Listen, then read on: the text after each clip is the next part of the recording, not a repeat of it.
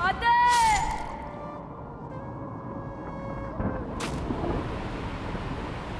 पुत्र गणेश!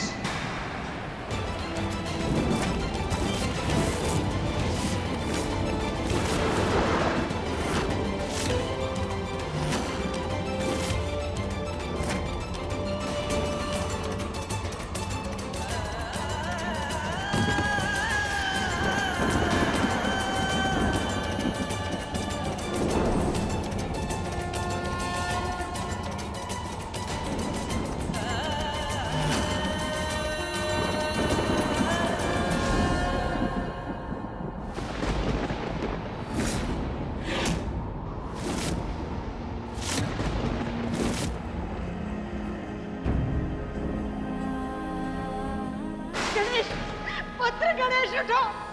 गणेश! गणेश उठो पुत्र!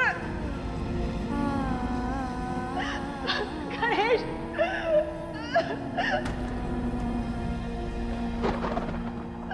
गणेश!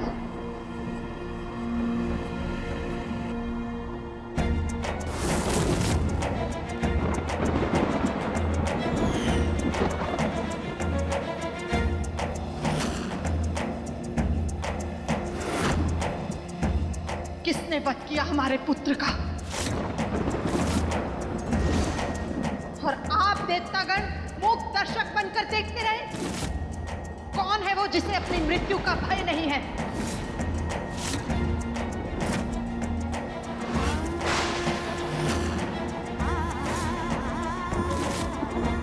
विष्णु जी आप बताइए, ब्रह्मदेव आप बताइए, देव ऋषि नारद आप बताइए, किसने हमारे पुत्र का वध किया?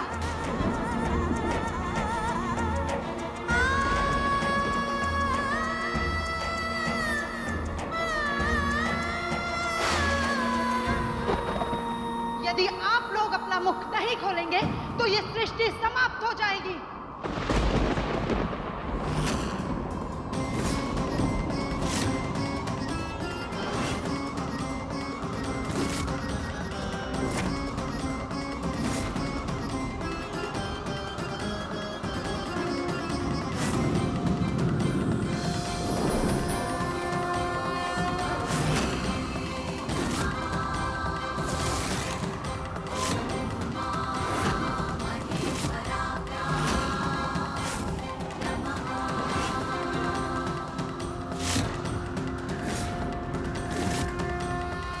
पुत्र जीवित नहीं तो किसी को जीवित रहने का अधिकार नहीं।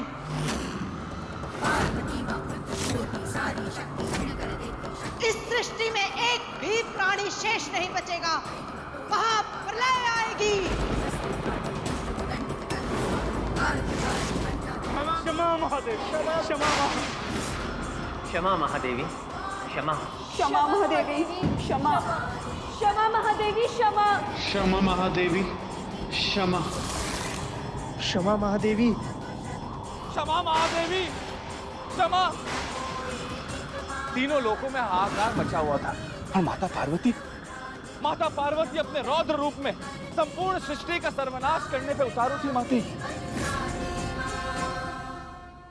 जो कुछ भी हो रहा है ना, सही नहीं हो रहा है। ऐसा नहीं, इसके दिमाग में जरूर कुछ चल रहा है। अरे देश को क्या हो गया है? काहे हमसे दूर होता जा रहा है? जो दिल के करीब होते हैं वो कभी दिल से दूर नहीं होते।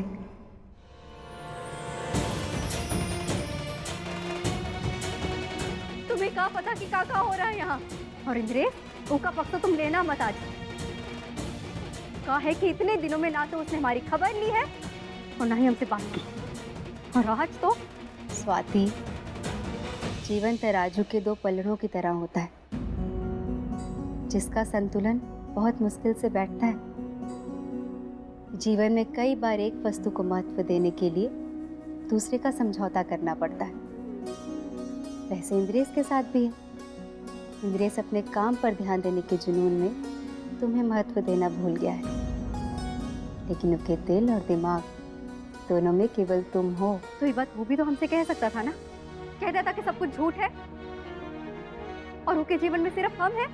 लेकिन नहीं, पता नहीं किस बात का गुस्सा करके चला गया है घर से। स्वाति, तुम ऐसा बोल रही हो? तुम तो समझदार हो, रिश्तों को समझती हो, फिर भी ऐसा कह रही हो? तो हम कौन सा सच मान बैठे थे? पूछ ही तो रहे थे केवल। अब क्या करे, कुछ समझ नहीं आ रहा है हमें।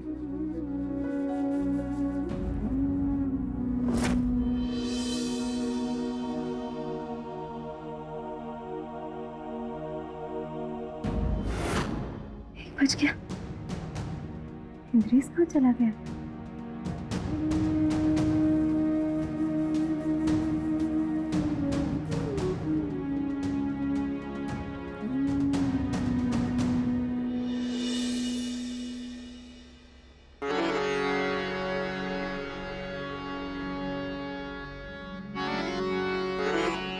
जी, वो इंद्रेश बाब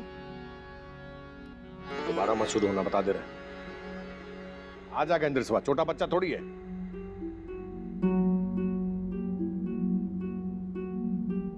माँ जी, बाबूजी, वो इंद्रेश अब तक घर नहीं आया है।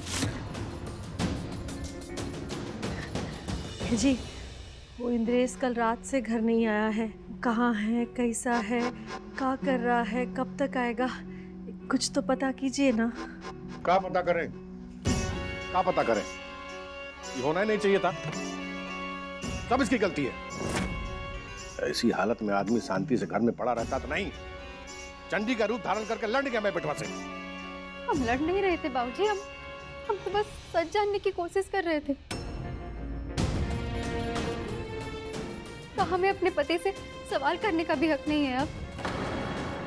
बाबूजी, चुप कहाँ हैं? बताइए ना, क्या हमें पत्नी का अधिकार नहीं है ये घर में? तुम्हारी हिम्मत कैसे हुई रे हमसे सवाल जवाब करने की? हे समाती, चुप रहो, जाओ यहाँ से।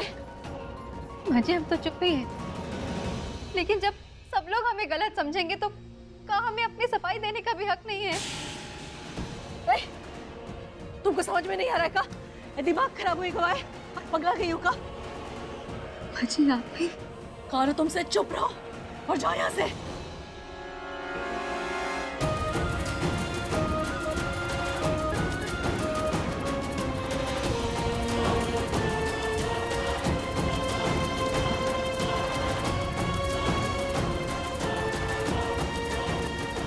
दादीश्री और स्वाति को जो पीड़ा की अनुभूति हो रही है उसका कारण एक ही है, सत्य न जानने का दुख। और दोनों ने अपना संतुलन खो दिया।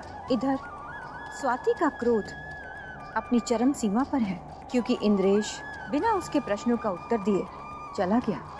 उधर दादीश्री के क्रोध को शांत करना किसी के भी वश में नहीं था और महादेव समाधि में लीन थे। सभी देवगण उनसे शांत होने की प्रार्थना करने लगे, परंतु महादेवी के क्रोध के आगे समस्त देवी देवता विवश थे। क्षमा महादेव, क्षमा माँ। कृपा करके अपने क्रोध को शांत कीजिए माता पार्वती, शांत हो जाइए।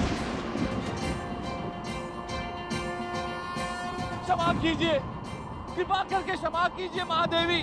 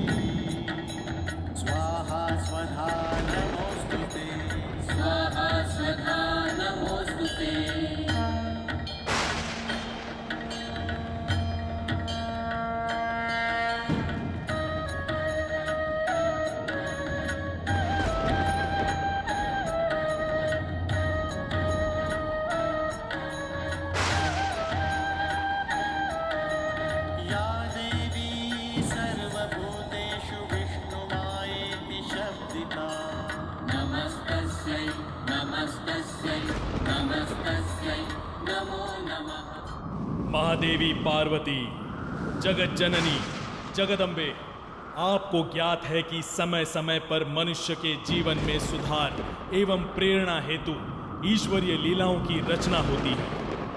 आपके पुत्र के साथ घटित ये घटना भी वैसी ही एक लीला है, जिसके फलस्वरूप भविष्य में प्राणी मात्र का सर्व मंगल होगा। ये घटना संसार को जीव मात्र से प्रेम करने की प्रेरणा प्रदान करेगी।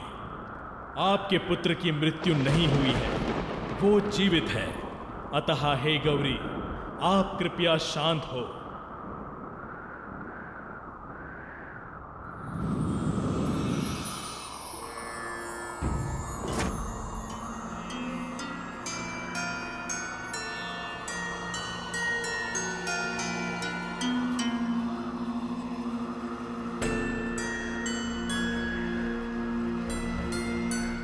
हे देवतागण, इस संसार के हित हेतु चिंता का हम सम्मान करते हैं। गणेश के साथ जो हुआ, उसके पीछे भी जो संसार की मंगल कामना है, उसका हम सम्मान करते हैं। इसलिए हम अपने क्रोध को विराम देते हैं। परंतु एक मां का क्रोध तब तक शांत नहीं होगा जब तक उसका पुत्र पुनः जीवित होकर उसे मां कहकर नहीं पुकारेगा। धन्य है महादेवी, धन्य है आप। धन्य है आप महादेवी, धन्य। जब तक माता पार्वती को उनके प्रश्नों के उत्तर नहीं मिले, उनका क्रोध शांत नहीं हुआ। ये स्थिति प्रत्येक मनुष्य, सुर, असुर अथवा किसी भी प्राणी की है। जब तक उनके प्रश्नों के उत्तर नहीं मिल जाते, वो व्याकुल ही रहते हैं, या फिर व्याकुलता विभिन्न भावनाओं के रूप में अभिव्यक्त होती है, जैसे क्रोध, दुख, भय, घृणा, उदासी या विवशता। जैसे प्रश्नों का प्रारूप, वैसे ही भावनाओं का स्वरूप। सत्य वचन माते। इसी प्रकार जब तक पुत्री स्वाति को उसके प्रश्नों के उत्तर नहीं मिल जाते, उसका मन व्याकुल रहेगा, विचलित रहेगा।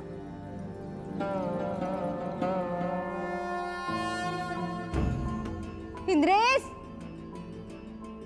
इंद्र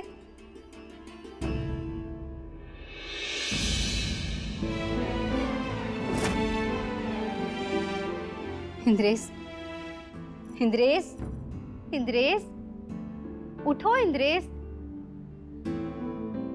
ये क्या बात हुई इंद्रेश? पूरी रात तुम घर नहीं आए। को कैसे पता चला कि हम यहाँ?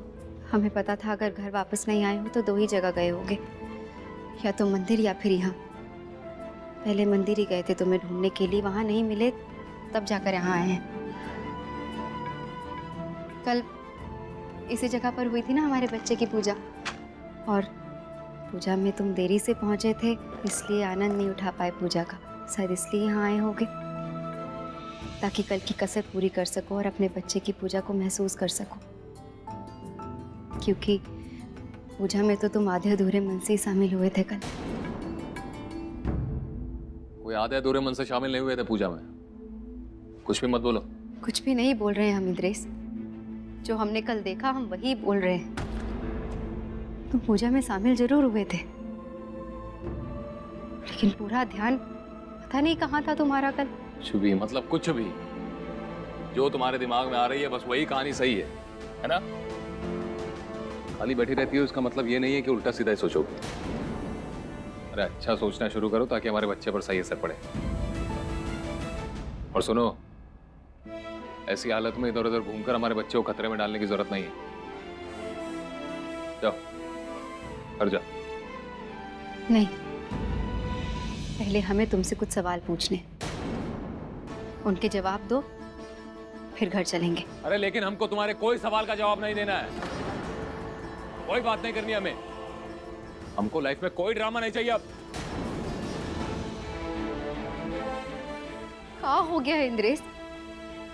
तुम तो हमें वो पुराने वाले इंद्रेश लग ही नहीं रहे जो 2 महीने पहले थे। तुम्हें हमसे बात नहीं करनी? हमारी कोई परवाह नहीं है तुम्हें? ऐसा क्यों हो गया इंद्रेश? क्योंकि तुम्हारे रोज के नए ड्रामे से सर फटने लगा है अब हमारा। सुबह सुबह चली आई और अब सवाल जवाब कर रही है। अरे यार बस हो गया, अब माफ करो हमको। ऐसा काहे बोल रहे हो? अब हम अपने पति से सवाल भी ना करें? ये भी ना पूछे उससे कि 2 महीने तक उसने हमारे और हमारे बच्चे की खबर काहे नहीं ली? इंद्रेश, ना तो तुम्हें हमारी परवाह है ना ही हमारे बच्चे की, और आने के बाद भी हमसे ऐसे बेरुखी से बात कर रहे हो। और पूरी रात यहाँ बिताई तुमने, और वो सैमी। बस आगे कोई बात नहीं सुनेंगे हम। ये मत जताओ कि बाहर हम ऐश कर रहे थे, घूम फिर रहे थे। तो क्या कर रहे थे? अब ये भी बता दो इंद्रेश कि तुम्हारे इस बदले हुए व्यवहार का मतलब क्या है? आए हमसे दूर हो गए हो। बिना वजह के तो पत्ता भी नहीं हिलता। हर बात की कोई ना कोई वजह तो होती है ना स्वाति। सुनना चाहती हो तो सुनो।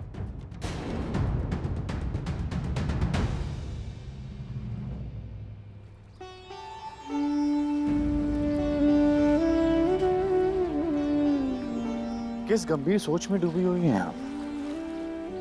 जल से कंकड़ के टकराने पर उत्पन्न हुई इन लहरों को देखिए देवऋषि।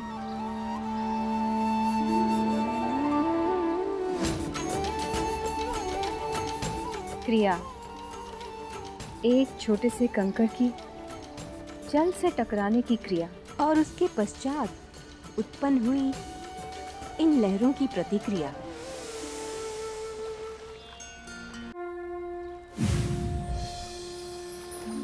माता पार्वती के श्री चरणों में देवर्षि नारद का प्रणाम। प्रणाम दादीश्री। आप दोनों सदैव प्रसन्न रहें। अच्छा हुआ दादीश्री, आपने दर्शन दिए। कुछ प्रश्न चित्त को विचलित कर रहे हैं। ऐसे कौन से प्रश्न हैं जो स्वयं देवी संतोषी को विचलित कर रहे हैं? दादीश्री, सब कुछ जानते हुए भी ऐसा क्यों होता है कि बात समझने और समझाने का मार्ग नहीं मिलता? जैसे महादेव जो त्रिकालदर्शी हैं, जिन्हें ज्ञात था कि भविष्य के गर्भ में क्या छिपा है, तो किस कारण उन्होंने अपने पुत्र का शीश काट दिया? पुत्री संतोषी, अभी कुछ समय पूर्व ही तुमने स्वयं इस प्रश्न का उत्तर दिया है। कंकड़ के जल से टकराने पर उसकी प्रतिक्रिया। महादेव स्वयं कहते हैं इस सृष्टि का सिद्धांत है, कुछ भी बिना कारण नहीं होता। एक क्रिया होती है तो उसकी प्रतिक्रिया भी होना आवश्यक है, तभी सृष्टि का संतुलन बनता है। महादेव ने क्रोध में आकर गणेश का शीश काट दिया। हमने क्रोध में सृष्टि में हाहाकार मचा दिया। अर्थात माते, आपको या महादेव को इस घटनाक्रम के पीछे का कारण पूर्व से ही ज्ञात था?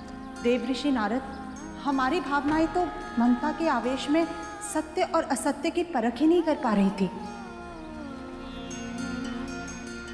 किंतु महादेव। हर हर महादेव, हर हर महादेव, हर हर महादेव, हर हर महादेव। क्षमा करें महादेव, परंतु कृपया अपने ध्यान को विराम दें। सृष्टि के अस्तित्व की बात है। हर हर महादेव, हर हर महादेव, हर हर महादेव।